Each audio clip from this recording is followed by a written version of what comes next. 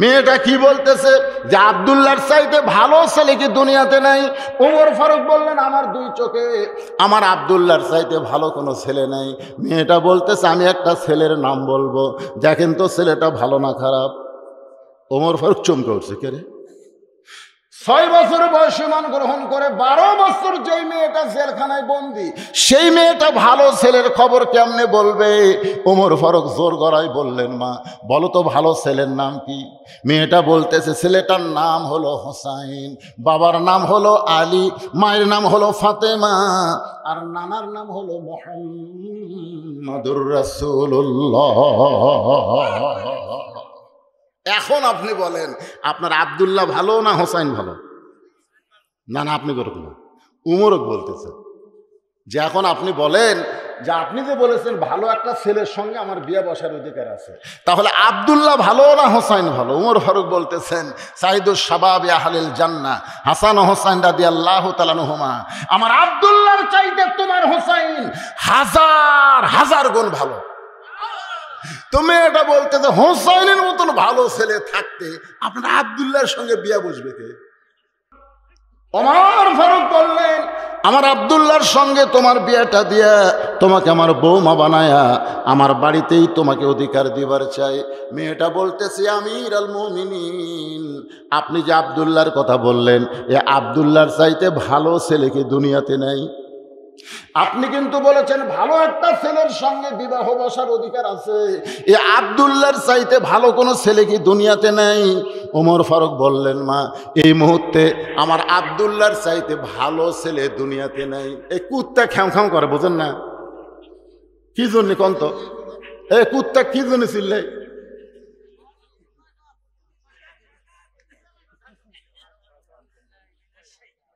এমন কিছু কথা আসতেছে যে কুত্তা আপনাকে ঠিক মতো বুঝবার দেবে না। কারণ আজকে আমি আপনাদের কোরআন শোনাবো না, কোরআন দেখাবো। জোরে কোন কথা ঠিক না? সূরা আসরের 4টা বিষয় আলোচনা হচ্ছে। 1 নম্বর ঈমানের আলোচনা শেষ, ওয়া আমিলুস সালিহার উপর আলোচনা চলতেছে। এরপর আসবো তাওয়াসসাউ বিল হক, হকের উপরে এমন মার হবে দরকার হলে বসে থাকতে থাকতে খাড়া হওয়া লাগবে। জোরে কোন কথা ঠিক না? লাস্টে হবে তাওয়াসসাউ বিস সবর, লাস্টে এমন সবরের মাধ্যম ভাই,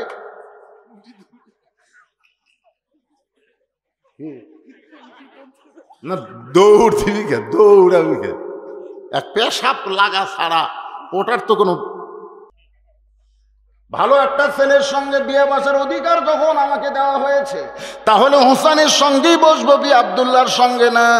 ওমর ফারুক মেয়েটাকে নিরাপদ আশ্রয় দিয়া হযরত আলীর বাড়িতে পরন্ত বিকাল বেলায় দরজায় গিয়া সালাম দিয়ে একটা আয়াত পড়লেন, আম্মা সাইলা ফালা তানহার, আম্মা সাইলা ফালা তানহার। হযরত আলী চমকে গেলেন, কারণ সালাম বুঝতে পারলেন ওমর ফারুকের, কিন্তু ফকিরের আয়াত কেন তেলাওয়াত করলেন? দরজা খুলে ওয়ালাইকুম আসসালাম বলে, আমিরুল মুমিনিন কবে থেকে আপনি আবার ফকির হলেন? এই যে আম্মা সাইলা ফালা তানহার কেন তেলাওয়াত করলেন? ওমর ফারুক বলে, আলী রে, জীবনে কোনোদিন ঘটকালি করি নাই, আজকে তোমার দরজায় তোমার হোসেনের ব্যাপারে একটু ঘটক হবার চাই। আলী বলতেছেন, আপনার মতন মহান ব্যক্তি যদি ঘটক হয় তাহলে পাত্রী অবশ্যই ভালো হবে।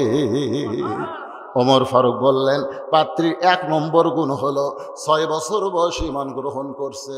পাত্রীর 2 নম্বর গুণ হলো 12 বছর ঈমানের পরীক্ষা দিয়েছে। পাত্রীর 3 নম্বর গুণ হলো আমার আব্দুল্লাহর সঙ্গে বিয়ে বসবে না, মনে মনে তোমার হোসাইনকে করেছে কামনা। আলী বলতেছেন, আমিরুল মুমিনিন এমন একটা মেয়ের খবর আপনি আমাকে দিলেন, আমি মনে মনে এমন একটা মেয়ে হোসেনের জন্য খুঁজতেছিলাম। মনে মনে বউ খোঁজা যাবে, ছেলের বউ কিন্তু মনে মনে খোঁজা যাবে, কিন্তু দেখে দেখে খোঁজা যায় নাই। আমার এলাকায় মুরব্বী বলতেছে, হুজুর 17-18টা দেখলাম, হুজুর পছন্দ হলো না। আমি কইলাম, কে ভাই আবার বিয়ে করবেন? না হুজুর, আমার ছেলের জন্য। তা আপনার ছেলের জন্য আপনি কিভাবে দেখলেন? লাড়া চেড়া দেখছি হুজুর, লাড়া চেড়া হাত লাগিছে, তারপর মাথার চুল লাড়িছে, মানে এগুলা লাড়তে লাড়তেই লুচ্চা হয়ে গেছে। মানে লাড়ার মধ্যেও যে মজা আছে, বুঝছেন না? মিন শারিল ওয়াসওয়াসিল খান্নাস, আর ভিতরে খান্নাস বলতেছে আরো লাল। এখন বেটা বিয়ে করাস না, আরো লাল, আপনারা বলেন তো, ছেলে বিয়ে করানোর জন্য বাপে মেয়ে দেখা জায়েজ আছে? এক বাক্যে জোরে বলবেন জায়েজ আছে? শুধুমাত্র যেই ছেলে বিয়ে করবে সেই ছেলে এক নজর দেখতে পারবে, এছাড়া অন্য কারো দেখার অধিকার নেই। মনে মনে মনে মনে কল্পনা করবেন যে আমার ছেলেকে একটা পর্দানিশী মেয়েকে বিয়ে করাবো, আমার ছেলের মেয়ে বউ যেন কোরআনের হাফেজা হয়, আমার ছেলের বউ যেন ভালো হয়, নামাজি হয়, এরকম মনে মনে আপনি কল্পনা করবেন। ঠিক কিনা বলেন?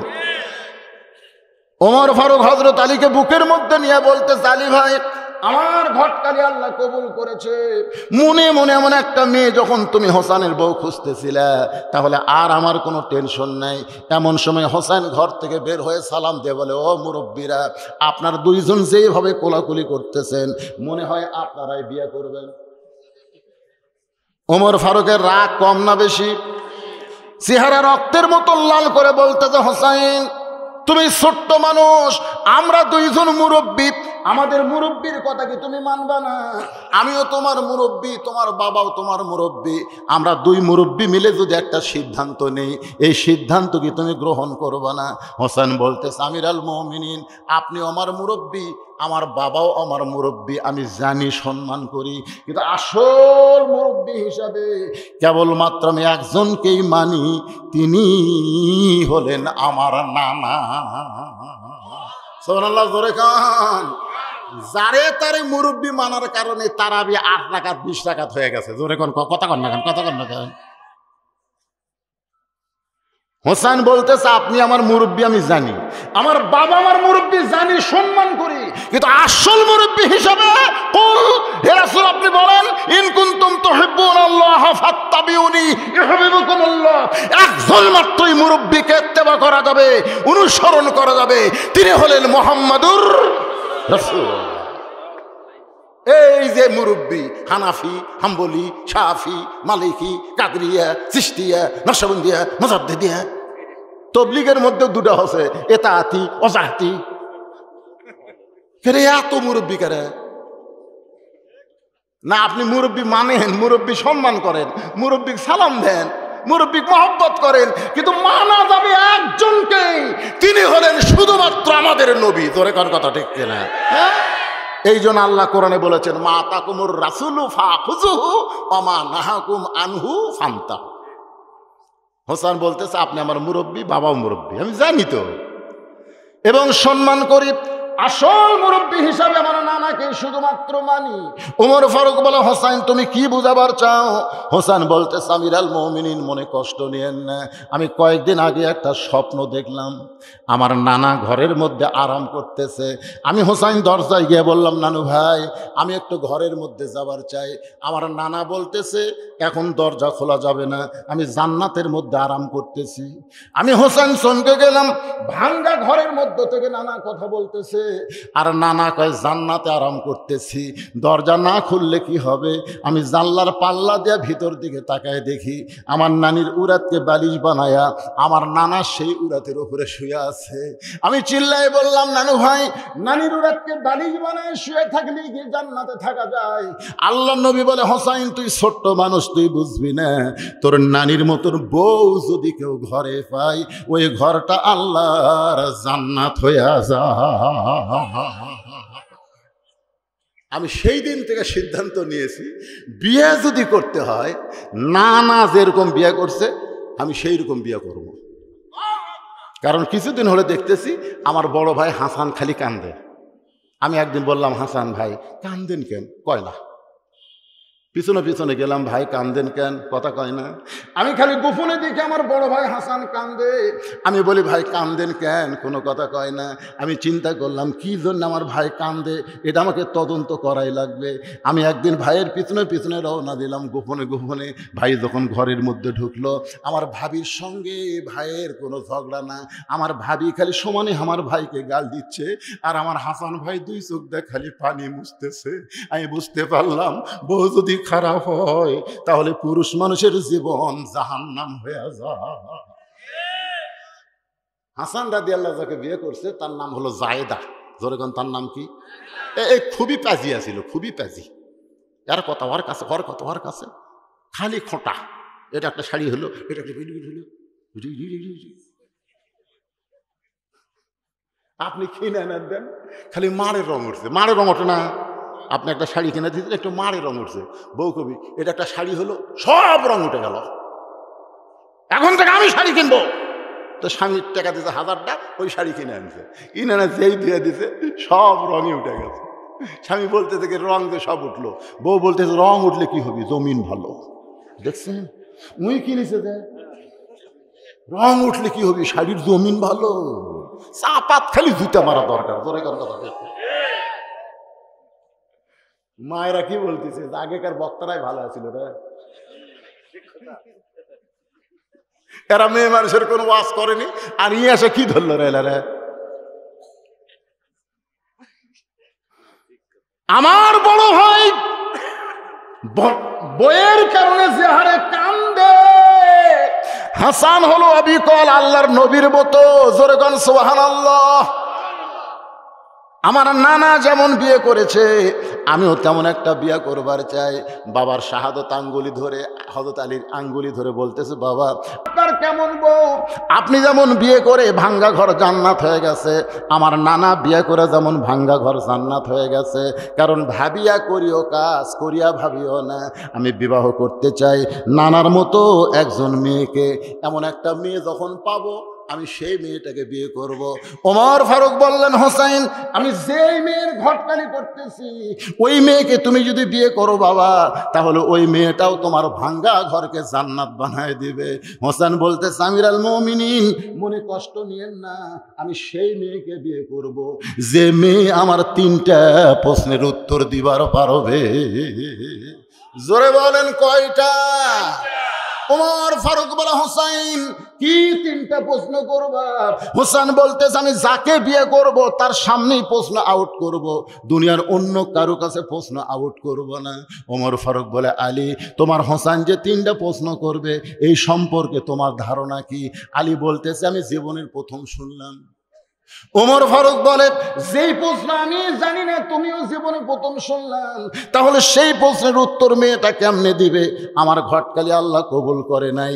কানতে কানতে মেয়েটা যেই ঘরে আশ্রয়, দরজায় গিয়ে বলতেছে, মা আমার আব্দুল্লাহকে বিয়ে কর মা, তোর ঘর বড় শান্তিময় হবে। মেয়েটা বলতেছে, খালি আপনি একটাবার বলেন হোসেনের চাইতে ভালো, খালি আপনি একটাবার বলেন আব্দুল্লাহ হোসেনের চাইতে ভালো, তাহলে আমার কোনো আপত্তি নাই। ওমর ফারুক বলে, মা আব্দুল্লাহ হোসেনের চাইতে ভালো নয়, কিন্তু হোসেন এমন একজন ছেলে সেই মেয়েকে বিয়ে করবে যে মেয়ে তার 3টা প্রশ্নের উত্তর দিবার পারবে, যেই প্রশ্ন আমিও জানি না, তার বাবাও জীবনে শোনে নাই, তাহলে তুমি কেমনে উত্তর দিবা? মেয়েটা ঘরের ভিতর থেকে বলতেছি, আমিরুল মুমিনিন হোসেন কি 3টা প্রশ্ন করবে আমি জানি না, কি 3টা প্রশ্ন করবে আমি জানি না, তবে আমার ঈমান বলতেছে আমি না পারলেও আমার আল্লাহ পারাবে। লিল্লাহে তাকবীর।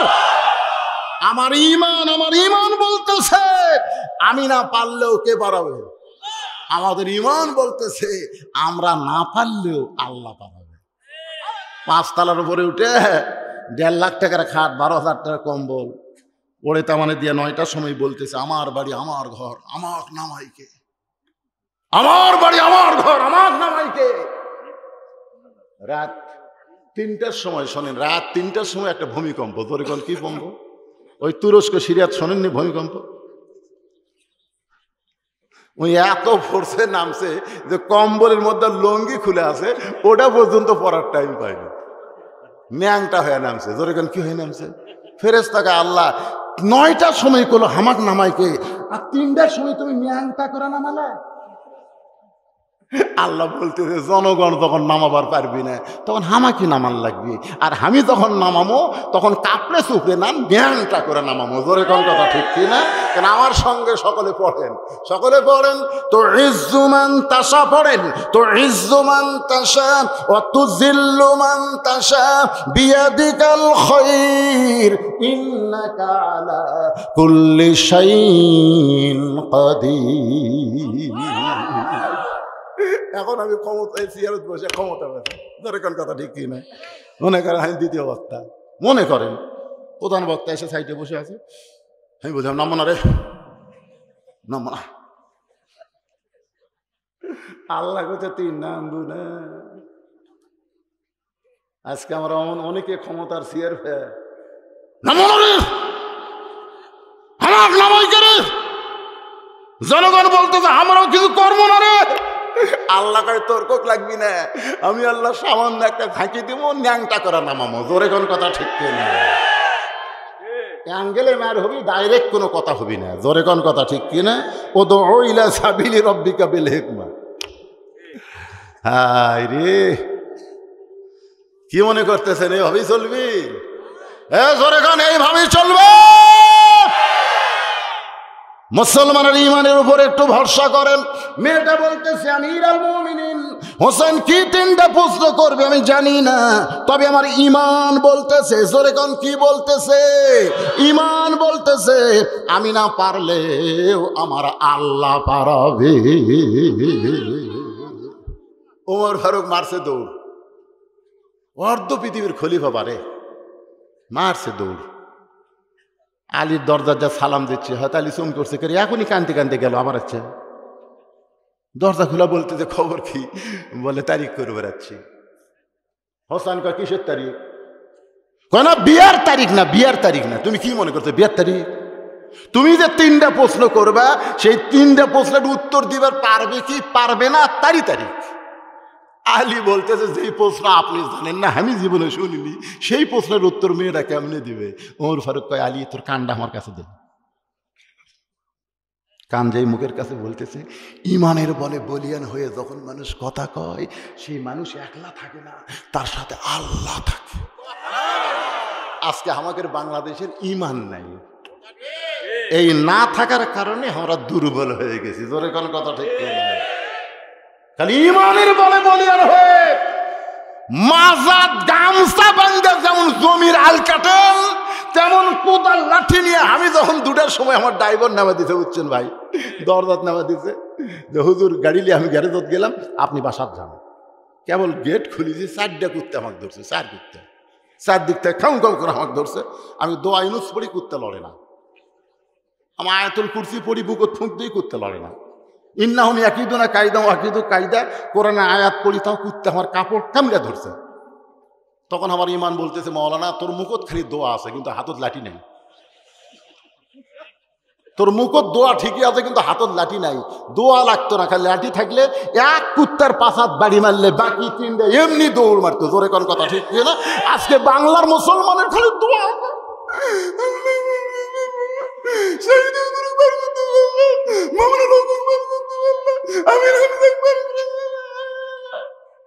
খালি দোয়া আছে, কিন্তু হাতত কি নাই, কি নাই, খালি দোয়া দিয়া কাম সারবি।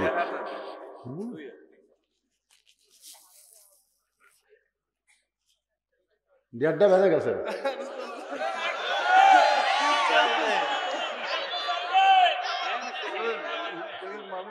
উঠতেছে, কেউ যাচ্ছে, একটু সাগা করেন।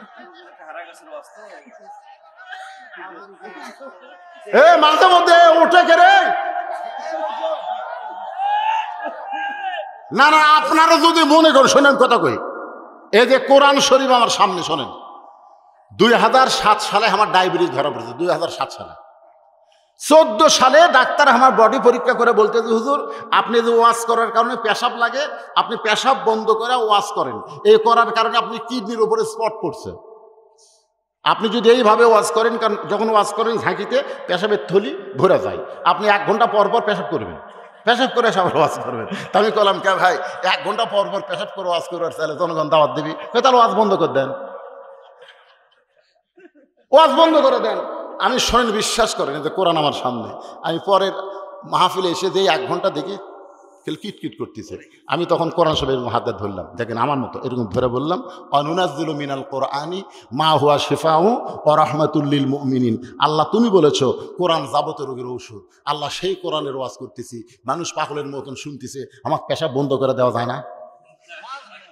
বিশ্বাস করেন 15 মিনিট পর্যন্ত আমার কিটকিট করেছে, তারপর থেকে কিটকিটি বন্ধ হচ্ছে। এরপর থেকে ঘন্টার পর ঘন্টা ওয়াজ করি, আর ঘড়িও ধরি না।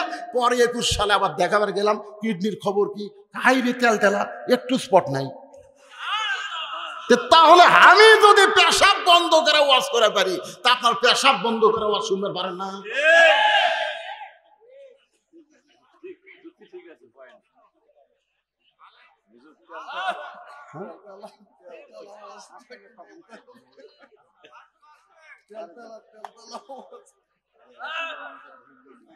মাশাআল্লাহ মাশাআল্লাহ, লিল্লাহি তাকবীর।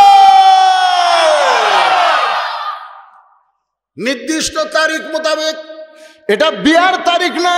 তুমি যে 3টা প্রশ্ন করবা তার উত্তর দিবার পারবে কি পারবে না, তার তারিখ। সুবহানাল্লাহ। তারিখ মোতাবেক ভাইজান একটু মনোযোগ দিয়ে দেখা লাগবে, খালি শুনলে হবে না। ডান পাশে হযরত ওমর, বাম পাশে হযরত আলী, আর মাঝখানে হুসাইন। সামনে একটা চাদর দেওয়া হয়েছে, চাদরের ওই পারে 18 বছরের যৌবনা মেয়েটাকে বসানো হয়েছে। আপনারা কি খেয়াল করলেন ডান পাশে যিনি বসেছেন তার নাম কি? হযরত ওমর। জোরে বলেন নাম কি? এগুলো মুখস্থ রাখলে ওয়াজ বুঝতে সুবিধা হবে। এরই ভিতরেই চলে আসবে তাওয়াসবিল হক, এরই মধ্যেই থাকবে তাওয়াসবিস সবর। 3টা বিষয় একত্র করে কথা বলতেছি। ডান পাশে বসেছেন হযরত ওমর।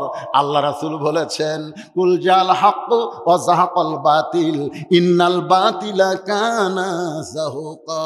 যতদিন হযরত আল্লাহর নবী মদিনার প্রেসিডেন্ট ছিলেন, ততদিন হযরত ওমর হকের মন্ত্রী, আইন মন্ত্রী ছিলেন। জোরে কোন সুবহানাল্লাহ।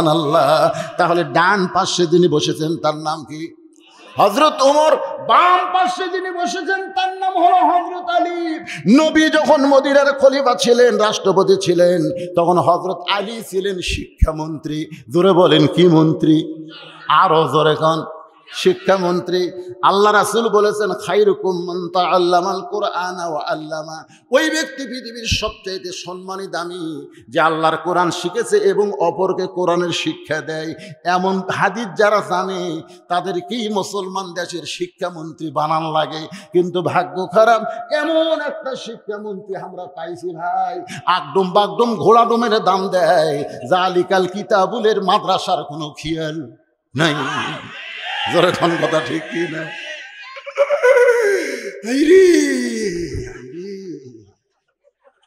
এটা কি শিক্ষামন্ত্রী রে?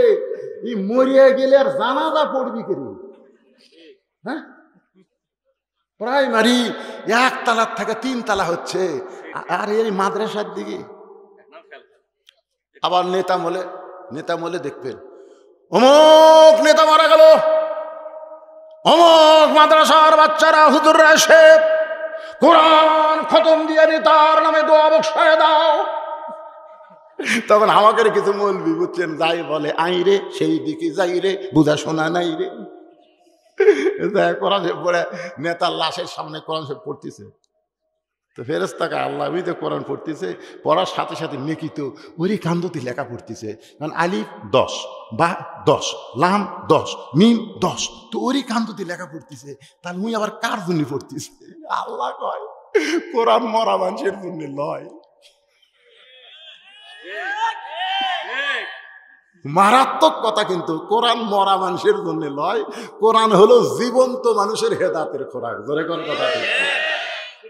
তাহলে কি মনোযোগ দিয়ে শুনতেছেন? ডান পাশে যিনি বসেছেন তার নাম হযরত ওমর, বাম পাশে বসেছেন শিক্ষামন্ত্রী হযরত আলী, আর মাঝখানে হুসাইন। সামনে একটা চাদর দেওয়া হয়েছে, চাদরের ওই পারে 18 বছরের মেয়েটা বসে গেছে, চাদরের ওই পারে মেয়েটা বসাইছে। এখন আমার প্রশ্ন, এই দূরে, এই চিনে কে?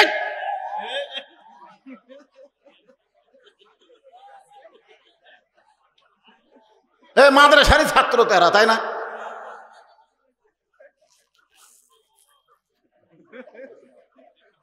কেবল ওয়াজের মূল লাইনত আসতেছে, ওয়াজ দেখা লাগবে না, দেখা লাগবে না, দেখবেন না আপনারা? সামনে একটা চাদর দেওয়া হয়েছে, জোরে কোন কি? চাদরের ওই পারে যে মেয়েটা বসেছে তার বয়স হলো 18 বছর। এখন বাংলার মুসলমানকে আমার প্রশ্ন হলো, সামনে চাদর দেওয়ার কারণ কি? জোরে বলেন, আরো জোরে। জোরসে বলুন। কিন্তু বেগম মমতাজ সিয়াসাত্তা বলে পড়ে, সংসদে কইছে সিয়াসাত্তা পড়ি, বুখারী শরীফ পড়ি। সেই বেগম মমতাজ কইছে, ওরে শরীয়তের মাওলানা চোখ দুইটা করলা কানা, মনের পর্দা বড় পর্দা তোমরা খোঁজা পাইলা না, তেতুল হুজুর বুঝলো না। আল্লাহর ওলি আহমদ শফিকে যিনি লক্ষ লক্ষ আলেমের উস্তাদ, সেই আল্লাহর ওলিকে মমতাজ 2 টাকার মমতাজ কইছে তেতুল হুজুর। জোরে কোন কি হুজুর? ও বলতেছে মনের পর্দা বড় পর্দা, মনের পর্দা বড় পর্দা শরীয়তে মানে না, তেতুল হুজুর বুঝলো না। আপনারা বলেন তো, মনের পর্দা বড় পর্দা মমতাজ কইছে, কিন্তু মমতাজ কি কোনোদিন কইছে মনের খাওয়া বড় খাওয়া, আসল খাওয়া লাগে না? তাহলে হাতির মতন শরীর কিন্তু মমতাজের হইতো না। আমি মানিকগঞ্জে মমতাজের বাড়ির যায় গান গেছি। ওরে মমতাজ তুমি বুঝলে না, মনের পর্দা বড় পর্দা কইলা, কিন্তু মনের খাওয়া বড় খাওয়া তুমি কোনোদিন কইলা না। মনের খাওয়া বড় খাওয়া কইলে ড্রামের মতন শরীর তোমার হইত না। মমতাজের শরীর একেবারে ড্রাম। ধরে কন কি? আগা মাথা সমান। ধরে কন কথা ঠিক দেখিনি মানে কি কয় হুজুর? মমতাজ দেখিনি মানে কি কয় রে? সংসদ তুই হামাকর যা তাই কয়, মিজানুর রহমান আজারি সম্পর্কে যা তাই কয়। জোরে কোন কথা ঠিক কিনা? হায় হায়। আপনারা বলেন মনের পর্দা যদি বড় পর্দা হইতো, তাহলে হযরত ওমরের মন ভালো না খারাপ, হোসেনের মন ভালো না খারাপ, আলীর মন ভালো না খারাপ? তাহলে সামনে চাদর দেওয়ার কারণ কি? সামনে চাদর দিয়ে বুঝাই দিলেন মনের পর্দা পর্দা না, পর্দা হলো আল্লাহর আইন। অকরনা ফি বুয়ুতিকুন্না ওয়ালা তাবাররাজনা তাবাররুজাল জাহিলিয়াতিল উলা।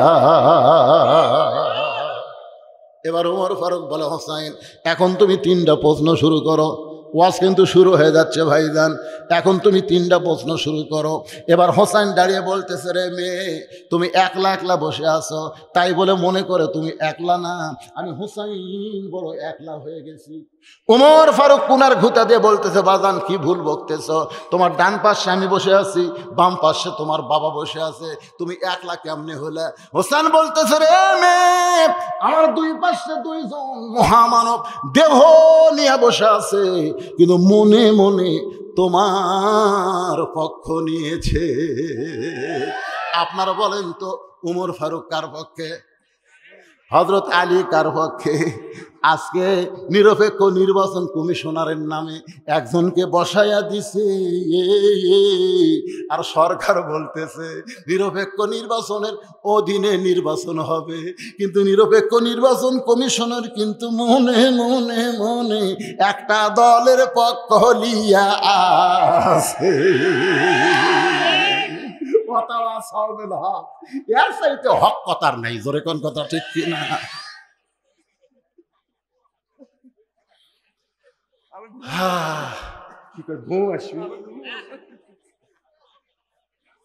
আমি জীবনে আপনাকে এলাকাতে আসিনি ভাইরে। এই রাত 3টা বাজবি রে না কয়টা বাজবি? 2টা বাজবি রে, তাও মনে হয় রাত 8টার মতন লাগতেছে। আপনারা বলেন তো ওমর ফারুক কার পক্ষে?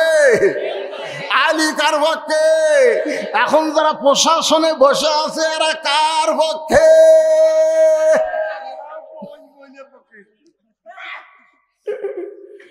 হ্যাঁ, মনে মনে মনে মনে আমাকে হিরো আলম দাঁড়াছিল, বুঝলেন? আমাকে এই শালা পাগলা ঠিক মতো কথা কর পারে না, উই আবার 2 আসন থেকে এমপির দাঁড়াছে হিরো আলম। ওই আমার কাছে এসে বলতেছে, হুজুর দোয়া করেন তো।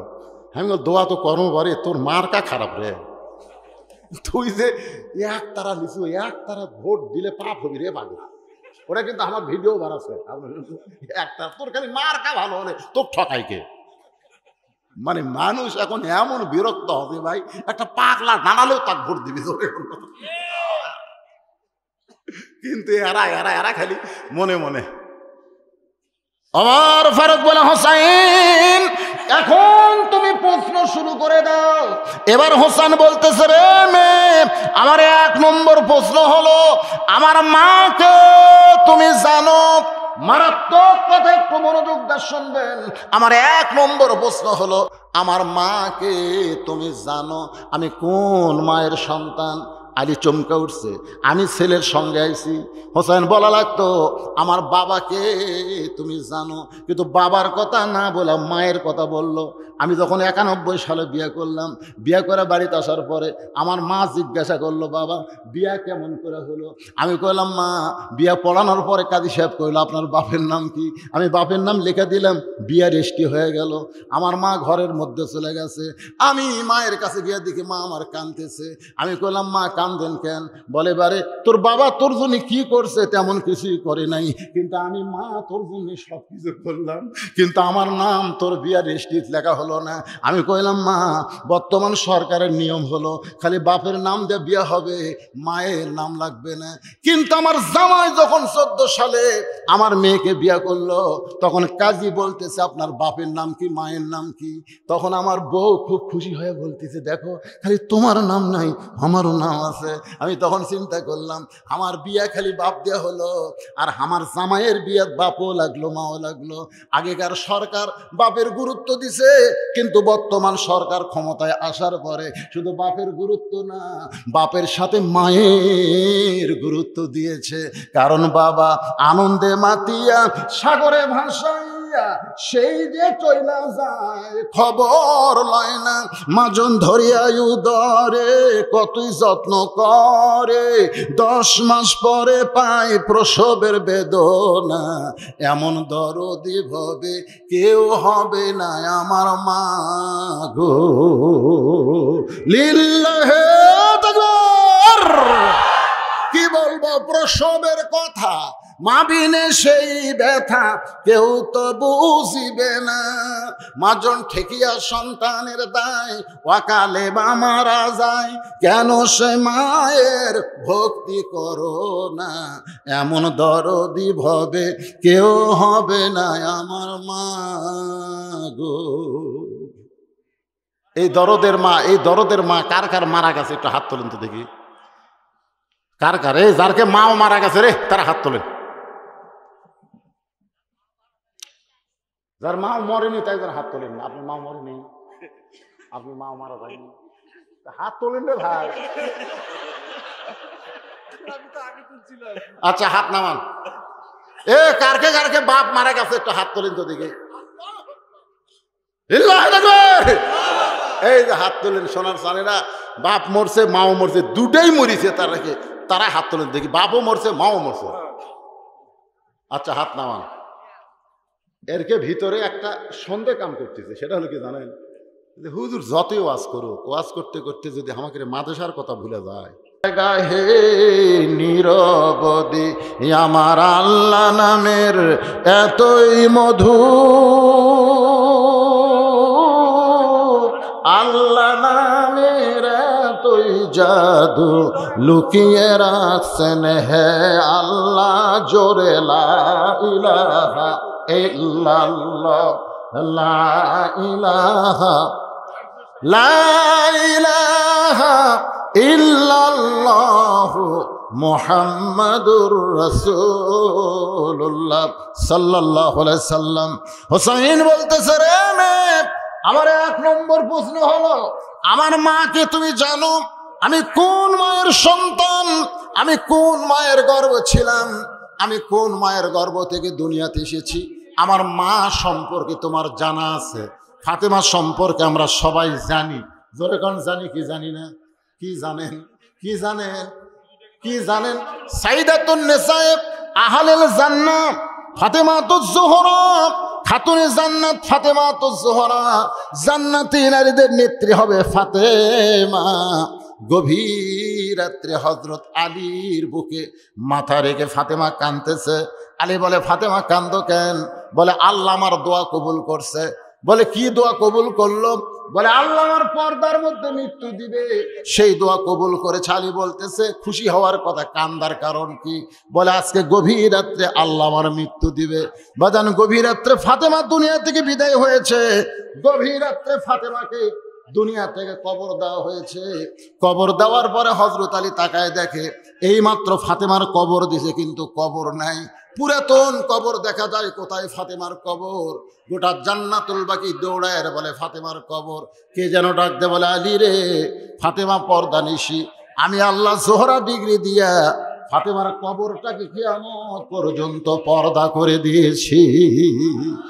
হোসেন বলতেছে রে মেয়ে, আমার মাকে তুমি জানো? পর্দার ওই পার থেকে মেয়েটা বলে হোসাইন, আপনার মাকে আমি চিনি। যেই বলছে আমি চিনি, সঙ্গে সঙ্গে উমর ফারুক সিব্বাত কামড় খাইছে। হযরত আলীর চোখ দিয়ে দর দর করে পানি পড়তেছে, আর হোসাইন মুস্কি মুস্কি হাসতেছে। একই উত্তরে তিন বিচারকের তিন রকম চেহারা। উমর ফারুক সিব্বাত কামড় খাওয়ার কারণ হলো প্রথম প্রশ্নে আউট। প্রথম প্রশ্নই কি? কারণ প্রশ্ন করলো কি আমার মাকে জানো? আর কয় আমি চিনি। চিনবে কে? পরিমণিকে সবাই চেনে, কিন্তু বজলুশিদের বউকে কেউ চিনে না। জোরে কোন কথা ঠিক কিনা? আপনারা বলেন তো, আমার বউকে কি আপনারা চিনেন? কিন্তু পরিমণি সবাই চেনে, মুরব্বীরা না চিনলে যুবকেরা সবাই চেনে। তার মানে বেপর্দা নারী যারা, সকলেই চিনে তারা। জোরে কোন কথা ঠিক কিনা? কিন্তু মেয়েটা বলতে, হোসাইন আমি আপনার মাকে চিনি। এই জন্য উমর ফারুক সিব্বাত কামড় খাইছে, কারণ ফাতেমাকে চিনে এমন কোন পুরুষ মানুষ, এমন কোন মানুষ দুনিয়াতে নাই। কারণ ফাতেমা মেয়েদের মধ্যেও পর্দা করত, মেয়েদের সঙ্গে ফাতেমা দেখা করত না। আর আলীর চোখ দিয়ে পানি পড়ার কারণ হলো আমি স্বামী হয়ে ফাতেমাকে পুরোপুরি চিনতে পারি নাই, আর তুই কেমনে চিনবি? অনেক সময় হয়ে গেল, বিচারকেরা যখন কিছুই কয় না, মেয়েটা নিজেই বলতেছে হোসাইন আপনি প্রশ্ন করলেন আমার মাকে জানো, আমি উত্তর দিলাম চিনি। হলো কি হলো না? আপনারা যে কিছুই বলেন না। ওমর ফারুক বলে কেমনে হবে? প্রশ্ন করলো আমার মাকে জানো, আর তুমি উত্তর দিলে আমি চিনি, তুমি কেমনে চেনো? এবার মেয়েটা বলে হোসাইন আপনার মায়ের চোখের পুরু জোড়া ছিল। এত মানুষ এখানে কথা বললো, ওয়াজ করা যাবে না, তাহলে বন্ধ করতে হবে।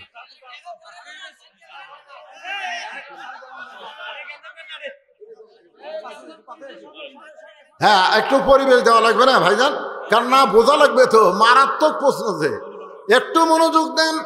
মেয়েটা বলতেছে হোসেন আমি যখন রোমের জেলখানায় বন্দি ছিলাম, সেদিন কারারক্ষী সকালবেলা 3টা করে চাবুক মারতো, বিকেলবেলা 3টা করে চাবুক মারতো।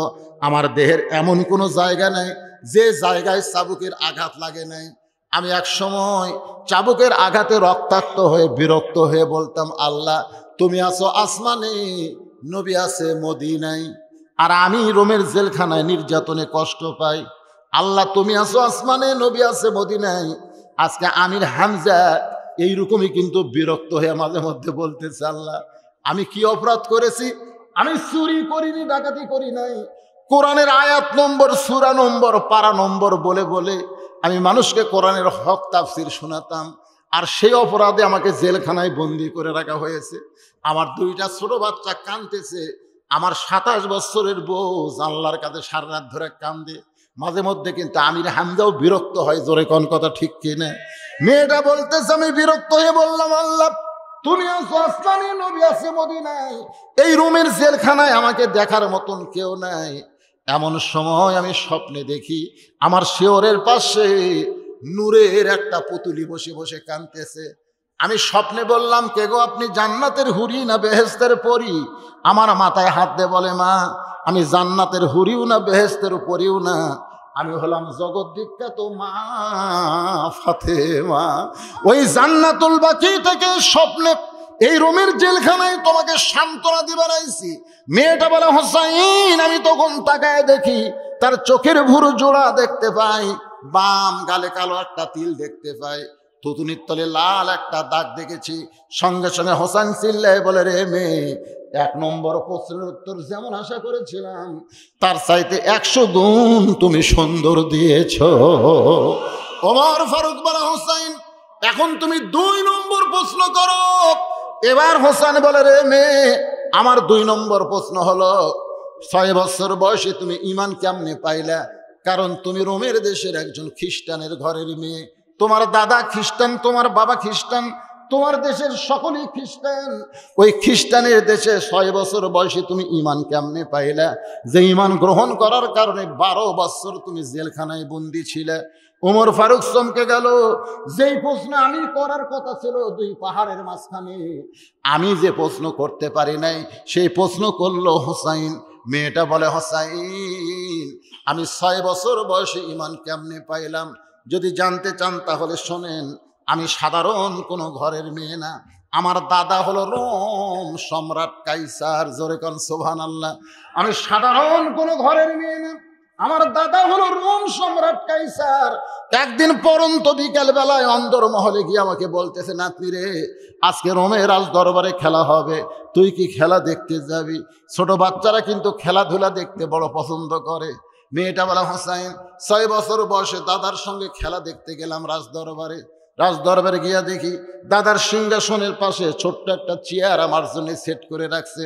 আমি সেই চেয়ারে বসে বললাম, দাদু ভাই খেলা দেখার কথা বলে আপনি আমাকে নিয়ে আসলেন রাজদরবারে, এখন খেলা কোন জায়গায়? আমার দাদা বলে, ওই যে তাকায় দেখ। মেয়েটা বলে, হুসাইন 6 বছর বয়সে তাকায় দেখি একটা মানুষের 2টা হাত কালো রশি দিয়ে বাঁধা রাখছে, ওই মানুষের 2টা চোখ কালো কাপড় দিয়া বাঁধা, ওই মানুষের 2টা পা লোহার ছিটকল দিয়ে আটকায় রাখছে। আমি বললাম, দাদু ভাই খেলা দেখার কথা বলে নিয়ে আসলেন, কিন্তু আমি একটা মানুষকে দেখতে পাই। আমার দাদা আমার মুখে হাত দিয়ে বলে, নাতনি রে, ওটা মানুষ না রে, ওইটা মানুষ না, ওইটা হলো মুসলমান। ওইটা মানুষ না রে, ওইটা হলো মুসলমান। মেয়েটা বলে, হুসাইন ওই 6 বছর বয়স আমি বুঝতে পারলাম খ্রিস্টান জাতেরা মুসলমানকে কোনোদিন মানুষ মনে করে না। আজও গোটা পৃথিবীতে খ্রিস্টান বলেন, ইহুদি বলেন, এরা মুসলমানকে মানুষ মনে করে না। আসল মানুষ যদি আমরা হবার চাই, কোরআনের পক্ষের মানুষ যদি আমরা হই, হয়তো আর আমরা জিএমবি বলবে, না হয় আমাদের জঙ্গি সার্টিফিকেট দেবে। ধরে কোন কথা ঠিক না? ওইটা মানুষ না রে, ওইটা মুসলমান। আমি তখন বললাম, দাদু ওই মুসলমানকে নিয়ে আপনি কি খেলবেন? আমার দাদা বলে, ওই যে তাকায় দেখ। আমি তাকায় দেখি বিশাল একটা আগুনের চুলা, দাউ দাউ করে আগুন জ্বলতেছে। ওই আগুনের চুলার ওপরে একটা ডেকসি, মনে মনে তেল, নিচের তাপে তেলগুলো টকবক টকবক করতেছে। আমার দাদা বলতেছে, ওই মুসলমানকে হাত পাও বান্ধে উত্তপ্ত তেলের মধ্যে ফেলে দিব, মুসলমান তেলের মধ্যে পুড়ে মরে যাবে। আজকের খেলার নাম হলো মুসলমান মারার খেলা। আমি 6 বছরের ছোট্ট মেয়ে বললাম, দাদু ভাই ওই মুসলমানকে মারার খেলা কি বন্ধ করা যায় না? আমার দাদা বলে, 100 বার যায়। যদি মুসলমান একবার বলে আল্লাহ রাসূল মানি না, শুধু আল্লাহ রাসূল মানি না এই কথা বলার সঙ্গে সঙ্গে আমি হাতের বাঁধন খুলে দিব, চোখের বাঁধন খুলে দিব, পায়ের শিকল খুলে দিব। কারণ আমি হাত বেঁধেছি, আমি চোখ বেঁধেছি, আমি পা বেঁধেছি, কিন্তু মুখটা তো আর আমি বাঁধি নাই। দেখেন ওই মুসলমানের কি বাঁধছে? চোখ বাঁধছে, হাত বাঁধছে, পা বাঁধছে। আর বাংলার মুসলমানের চোখ খোলা আছে, হাত খোলা আছে, পা খোলা আছে, কিন্তু অটোমেটিক মুখ বান্ধা ফেলে দিছে। জোরে কোন কথা ঠিক না? দেখেন সব চলতেছে, কিন্তু এই মুখ দিয়ে তারা হক কথা বলতেছে না। কিন্তু ওই মুসলমানের হাত বান্ধা, চোখ বান্ধা, পা বান্ধা। তারপরে ছোট্ট মেয়েটা বলে, হুসাইন আমি কাছে গিয়ে বললাম, মুসলমান একটা বারের জন্য বলো আল্লাহ রাসূল মানি না, তাহলে আমার দাদা তোমাকে ছাইড়া দিবে, আগুনের চুলার মধ্যে তোমাকে পুড়ে মারবে না। মুসলমান চিল্লায় বলে, মা তোমার কাছে জীবনের বড় দাম, কিন্তু একজন মুসলমানের কাছে ইল্লাল্লাযীনা আমানু ওয়া আমিলুস সালিহাতি ওয়া তাওয়াসাউ বিল হক ওয়া তাওয়াসাউ বিস সবর। একজন মুসলমানের কাছে জীবনের চাইতে ঈমানের দাম এত বেশি, দরকার হলে বাতিলের সঙ্গে আপোষ না করে ওই হকের পক্ষে আগুনের চুলার মধ্যে জীবন দিবে। আমার দাদা সঙ্গে সঙ্গে দাঁড়িয়ে বললেন, রে সৈনুর আর দেরি করিস না, তাড়াতাড়ি মুসলমানকে আগুনের চুলার মধ্যে ফেলে দে। মেয়েটা বলে, হুসাইন আমি বললাম, দাদু ভাই খেলা দেখবার আইছি, তাই বলে একটা মানুষকে মারবেন এই খেলা আমি দেখবো না। আমি যখন যাবার চাই, আমার দাদা জোর করে আমার হাতটা চেপে ধরে বলল, খেলা দেখার কথা বলে নিয়ে আইছি, খেলা দেখতে হবে। আমার দাদা জোর করে আমার হাতটা চেপে ধরে আছে। আমি তাকায় দেখি ওই মুসলমান উত্তপ্ত তেলের দিকে যায়, তার ভিতরে কোনো ভয় ভীত নাই। সে যেন ইচ্ছা করে হকের পক্ষে ইমানের দাবিতে আগুনের চুলার দিকে হাঁটতেছে। একেবারে চুলার কাছে তখন আমি আমার হাত দিয়ে চোখ বন্ধ করলাম। একটা জীবন্ত মানুষকে মেরে ফেলবে এই দৃশ্য আমি দেখব না, কিন্তু হঠাৎ একটা বাণী আমার কানের মধ্যে ঢুকে গেল।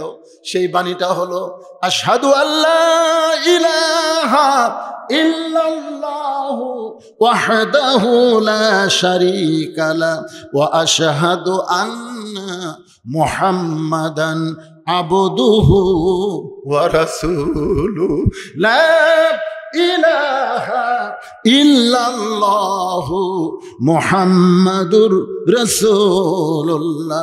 মেয়েটা বলে, হুসাইন।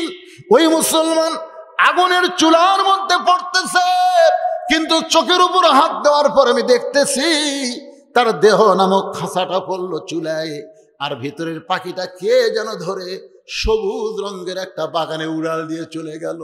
আমি তখন জোরে হাসকা দিলাম। আমার দাদার হাত থেকে আমার হাত খুলে গেল, কারণ আমার দাদা যখন হাত ধরেছিল তখন ছিলাম আমি বেঈমান, কিন্তু মুসলমানের কলেমার কারণে আমার মধ্যে সেই কলেমা ঢুকেছে, যার কারণে আল্লাহ ইমানের শক্তি বাড়ায়া দেওয়ার কারণে দাদার কাছ থেকে হাত ছিনে ঘরের মধ্যে গিয়া মায়ের কাছে বললাম, লা ইলাহা ইল্লাল্লাহ মুহাম্মদ রাসূলুল্লাহ। আমার মা বলতেছে, তুই না দাদার সঙ্গে খেলা দেখতে গেলি, খেলা দেখবার গিয়ে মুসলমানের কলমা কোথায় পাইলি? এই কলমা যদি তোর দাদা শোনে, তোর বাপ শোনে, তোকে হত্যা করবে। আমি তখন বললাম, মা, এই কলমাওয়ালারা কোনদিন মরে না, এদের দেহ অন্ধকার কবরে যাবে, এই কলিমাওয়ালার দেহ কবরে যাবে, কিন্তু ভিতরের পাখি রুহুর কোনোদিন কবর হবে না মা। এই রুহুটা ইল্লিন নামক জান্নাতের বাগানে ঘুরে বেড়াবে। আমি আবার দৌড়ে আসলাম, আসা থেকে আমার দাদা সৈন্যদের দিয়া নাস্তিকের মতন, শাহবাগে নাস্তিকের মতন মিছিল করতেছে, মুসলমান পুড়ে শেষ হয়ে গেল। আমি তখন দাদার সামনে শাহাদত আঙ্গুলে তুলে বললাম, কানার ভাগ্যে ধন মিলে না, ও দাদা কানার ভাগ্যে ধন মিলে না, সামনে পড়ে আছে সোনা, কানা দেখতে পায় না, মাটি মনে করে ফাইলা দেয়, হাতে তুলে নেয় না, কানার ভাগ্যে ধন মিলে না। দাদা, তোমরা বলতেছো মুসলমান পুড়ে গেছে, মুসলমান পড়েনি দাদা, মুসলমানের খাঁচা পড়তেছে, আর মুসলমানের পাখি এখন জান্নাতে উড়তেছে। আমার দাদা চিল্লায় বলে, তুই আমার নাতনি হয়ে ওই মরা মুসলমানের পক্ষে কথা বলতেছিস? আমি তখন বললাম, দাদা আপনারা হলেন মরা, আর ওই মুসলমান মরে নাই, বাল আহইয়াউ ওয়ালাকিন লা তাশউরুন। হোসাইন, একজন মুসলমান দুনিয়া থেকে ঈমান নিয়ে বিদায় নেওয়ার কারণে আমি ঈমান গ্রহণ করলাম। এইভাবেই 6 বছর বয়সে আমি ঈমান নামক মহামূল্যবান নিয়ামত পেয়েছি। সঙ্গে সঙ্গে হোসেন চিল্লায়ে বলে, রে মেয়ে, 2 নম্বর প্রশ্নের উত্তর যেমন আশা করেছিলাম তার চাইতে 1000 গুণ তুমি সুন্দর দিয়েছ। ওমর ফারুক বলে, হোসেন এখন 3 নম্বর প্রশ্ন করো। এবার হোসেন বলে, রে মেয়ে, আমার 3 নম্বর প্রশ্ন হলো বিবাহের পরে। এ যুবকের একটু মনোযোগ দিয়ে খেয়াল করবা, বর্তমান বাংলাদেশ যে সময় চলতেছে, এই সময় কিন্তু বিয়ার পরের চাইতে বিয়ার আগে মহব্বত বেশি। জোরে কোন কথা ঠিক কি না? দেখবেন একজন প্রেমিকাকে বলে, তুমি আমার জীবন, তুমি যদি চাও আমি সাগর ছিঁচব। রে পাগলা, সাগর ছিঁচতে পারবো? তুমি যদি চাও আমি এবারে পাহাড় পাড়ি দিয়ে চলে যাবো, তুমি চাইলে যা চাও, তুমি আমার জীবন, তোমার জন্যে রক্ত দিয়ে আমি ইতিহাস লেখবো। বিয়ার আগে এরকম বহু কথা বলা যায়, কিন্তু বিয়ার পরে লাখ টাকা ঘুম পাড়ে, হারবাল খায়াও চাতে না। জোরে কোন কথা ঠিক না?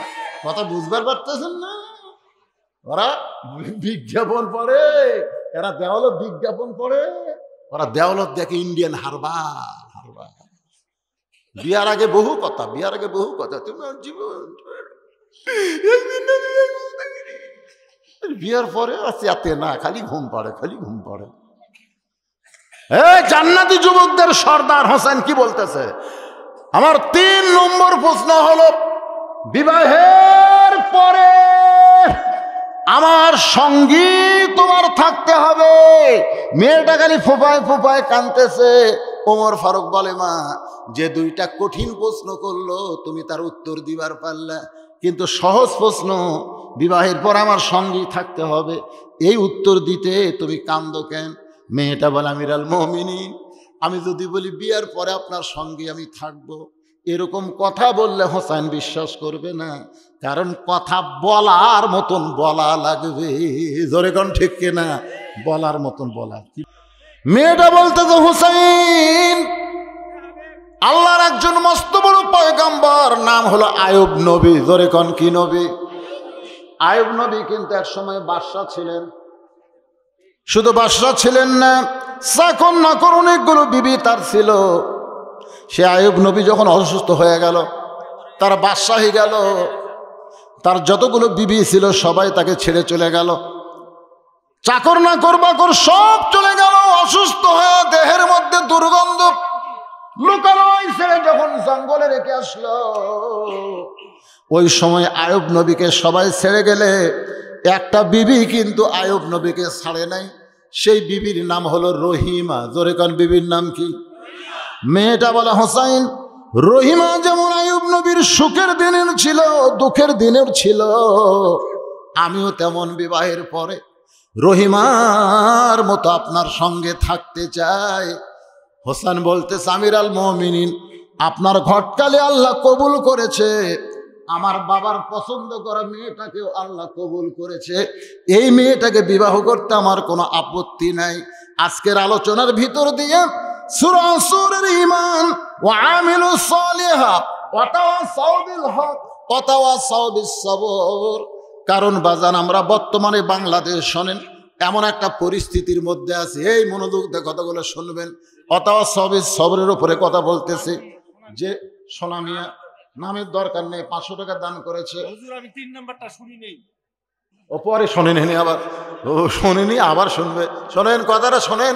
পেটে বাচ্চা হয়। আমি আমার বউকে প্রথম বাচ্চার সময় জিজ্ঞাসা করছিলাম যে মেয়ে মানুষের যখন প্রসব বেদনা ওঠে তখন কোন দিক দিয়ে ওঠে? আমার বউ কয় এই নাভি থেকে। আমি মনে করছিলাম নিচের দিকে, আসলে নিচের দিকে যায় না, এই বিষটা ওঠে বুকের দিকে। বুকের দিকে যখন বিষটা এসে কলিজা কামড়ে ধরে, তখন মা কিন্তু চিল্লায় বলে, আমি মরে যাবো, বিষ খামো, আমি গলার দড়ি দিব, এই জীবন আমি রাখবো না, এত কষ্ট আমি সহ্য করতে পারি না। তখন দাদি নানি দৌড়ে গিয়া ঘরের মধ্যে তুলে বাজান গো খিল আটকায়া দিয়া নরম ঠান্ডা পানির মধ্যে নরম কাপড় চুবড়াইয়া মাথার উপর দিয়ে বলতেছে, ধৈর্য ধর, অতাওয়াস হবে সবর, ধৈর্য ধর, দাঁতের উপর দাঁত দে, মা হবি, সন্তানের মা হবি, মায়ের পায়ের তলে সন্তানের জান্নাত। এত বড় সম্মান আল্লাহ তোমাকে দিবে, আর তুমি কষ্ট সহ্য করবেন, এটা হবে না। অনেক বুঝ দেওয়ার পরে দাঁতের উপর দাঁত দিয়ে করতেছে, কঠিন বেদনা, কলিজা কামড়ে ধরেছে। এমন সময় প্যাঁ করে একটা শব্দ হয়, মা কিন্তু বেহুশ হয়ে গেছে। সন্তানকে গোসল করানোর পরে ওই সন্তান যখন মায়ের বুকের উপরে দেয়, সন্তানের দেহের পরশে মায়ের কিন্তু আবার হুঁশ ফিরে আসে। মা কিন্তু সন্তানকে হাতের নিচে নিয়ে কপালে চুমা খায়, মুখে চুমা খায়। দাদি নানি তিরস্কার করে বলে, এরই জন্য গলার দড়ি দিবার চাইলি, এরই জন্য বিষ খাবার চাইলি, লাত্তি দিয়ে ফাইলা দে, এর বুকে নিয়ে কেন চুমা খাস?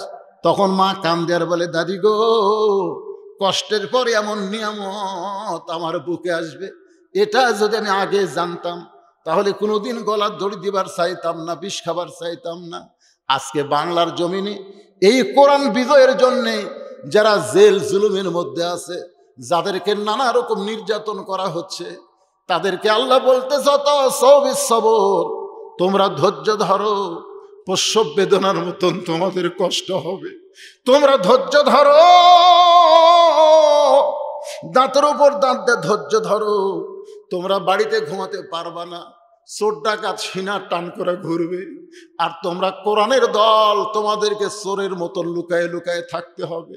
এই কষ্ট চিরদিন নয় রে। এই কষ্ট যদি তোমরা সবর অর্জন করতে পারো, একদিন মা যেমন সন্তানকে বুকের মধ্যে পায়া খুশি হয়েছে, বাংলার জমিনে যেদিন কলেমার পতাকা উঠবে, সেদিন তোমাদের সব দুঃখ কষ্ট আল্লাহ ভুলাইয়া দিবে। আল্লাহ আমাদের সকলের জীবনে কবুল করুক। সকলে বলে আল্লাহুম্মা আমিন। আস্তাগফিরুল্লাহ, লা হাওলা ওয়ালা কুওয়াতা ইল্লা বিল্লাহ। ভাইজান, সংক্ষিপ্ত একটা মোনাজাত করে আল্লাহুম্মা আমিন। আল্লাহ মাদ্রাসাকে কবুল করো। আল্লাহ বাপ মার জন্য যারা দান করেছে দানকে কবুল করো। রব্বি রাহমহুমা কামা রব্বায়ানি সগীরা। দূর দারাজ থেকে রমজান মাসে তোমার বান্দার এসেছে, ওয়াজ শুনেছে। আল্লাহ সকলে রোজা কবুল করো, ইফতারি কবুল করো, সেহরি কবুল করো। আমার মা বোনেরা যারা পর্দার অন্তরালে, তাদেরকে পর্দা নিশা আবিদা সালিহা কবুল করো। আমি গুনাহগার বলে দোয়া ফিরাই দিও না। আল্লাহ পবিত্র মাসে যার দুই হাত পছন্দ করো, সেই দুই হাতের উসিলাই গোটা মাহফিল কবুল করো। আজকের মাহফিলের সভাপতি কবুল করো, প্রধান অতিথি বিশেষ অতিথিদের কবুল করো, মাদ্রাসার মুহতামিম, মাদ্রাসার ওস্তাদ, মাদ্রাসার তালেবে ইলম সকলকে আল্লাহ তুমি কবুল।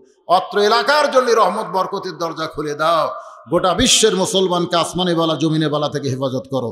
সুবহানা রাব্বিকা রাব্বিল ইজ্জাতি আম্মা ইয়াসিফুন ওয়া সালামুন আলাল মুরসালিন আলহামদুলিল্লাহি রাব্বিল আলামিন। আসসালামু আলাইকুম ওয়া রাহমাতুল্লাহি ওয়া বারাকাতুহু।